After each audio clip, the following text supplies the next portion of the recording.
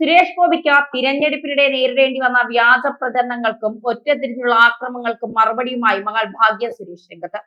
അച്ഛൻ വഴിപാടായി നൽകിയതിനെ പോലും ആൾക്കാർ പരിഹസിച്ചു. എത്ര നല്ല കാര്യങ്ങൾ ചെയ്താലും കുറ്റം കണ്ടെത്തി ട്രോൾ ചെയ്യാനും പരിഹസിക്കാനുമാണ് അവർ നോക്കുന്നത്. പക്ഷേ അതൊന്നും നമ്മൾ നെഞ്ചിൽ കയറ്റാറില്ല. അതിനൊന്നും നമ്മൾ ഒരു വിലയും നൽകാറില്ല.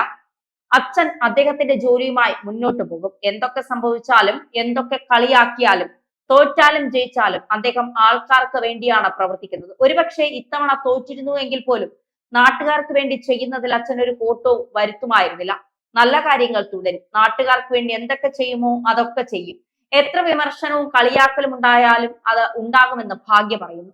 നല്ലത് ചെയ്താലും ആളുകൾ കുറ്റം പറയും. അതൊന്നും നോക്കിയാൽ നമുക്കൊന്നും ചെയ്യാനാകില്ല.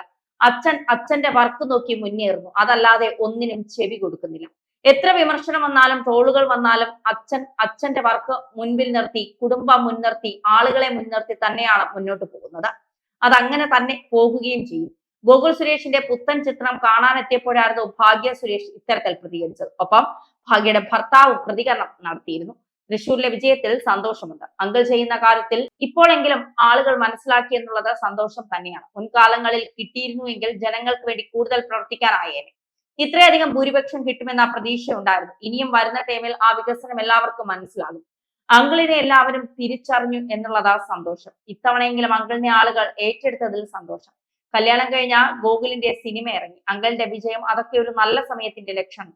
അതൊക്കെ വേണ്ട പോലെ പ്രയോജനപ്പെടുത്തുക എന്നുള്ളതാണ്. എല്ലാത്തിലും സന്തോഷം. ബിസിനസ് ആണ് നടത്തുന്നത്. ബാക്കിയുള്ള പ്ലാൻസ് എല്ലാം നിങ്ങളും അറിയുമല്ലോ എന്ന് ഭാഗ്യ സുരേഷിന്റെ ഭർത്താവും പ്രതികരിച്ചു. തൃശൂരിൽ വമ്പൻ ഭൂരിപക്ഷം നേടിയാണ് സുരേഷ് ഗോപി BJPക്ക് കേരളത്തിൽ ആദ്യ അക്കൗണ്ട് തുറന്നു നൽകിയത്.